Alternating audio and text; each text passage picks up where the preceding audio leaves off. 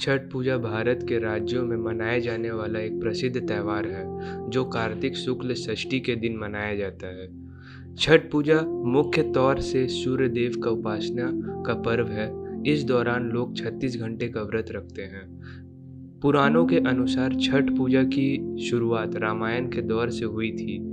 रावण का वध कर जब प्रभु श्री राम और माँ सीता वनवास से अयोध्या लौटे थे, तब उन्होंने इस उपवास का पालन किया था।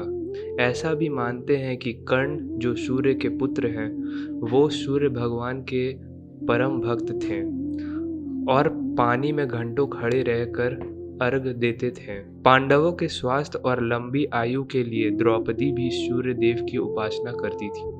कहते हैं कि उसकी इसी श्रद्धा के कारण पांडवों को अपना राज्यपाट फिर से मिल गया था। इस पर से जुड़ी एक और पुरानी कहानी प्रचलित है, राजा प्रियव्रत और रानी मालिनी की कहानी। राजा प्रियव्रत और रानी मालिनी निसंतान थे, जिनके कारण वो बहुत दुखी थे। तब महर्षि कश्यप ने उन्हें पुत्र कामेष्ठी यज्ञ करने की सलाह दी।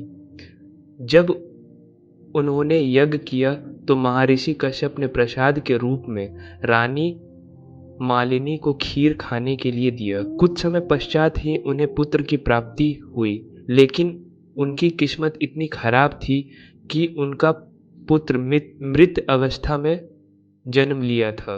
राजा जब अपने पुत्र का मृत शरीर लेकर शमशान गए और उन्होंने अपने प्राणों की भी आहुति देना चाही, तब ही उनके सामने देवसेना यानी छठ देवी वहां प्रकट हुई, जिन्हें षष्ठी के नाम से भी जाना जाता है।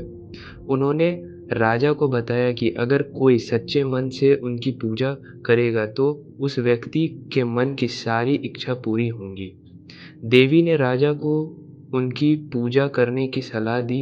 इस बात को सुनकर राजा ने भी देवी की सच्चे मन से पूजा की और व्रत कर उन्हें प्रसन्न किया।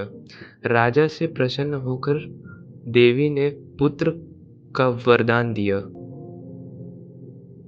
कहते हैं कि राजा ने जिस दिन यह पूजा की थी तो कार्तिक शुक्ल षष्ठी का दिन था और उस दिन से आज तक यह पूजा की प्रथा चली आ रही है। आज भी लोग इस व्रत को संतान प्राप्ति और अपने परिवार की सुख शांति और लंबी उम्र के लिए करते हैं। इस पूजा के 4 महत्वपूर्ण दिन होते हैं। नहाय खाय, इस दिन पूरे घर की साफ सफाई, घर को पवित्र किया जाता है, जिसके बाद भक्त स्नान कर अपने आप को भी पवित्र करते हैं। खरना, इस दिन भक्त पूरे दिन उपवास रखते हैं, जिसमें ना ही वो कुछ खाते हैं ना ही कुछ पी सकते हैं। शाम के समय गुड़ वाली खीर प्रसाद के तौर पर बनाई जाती है।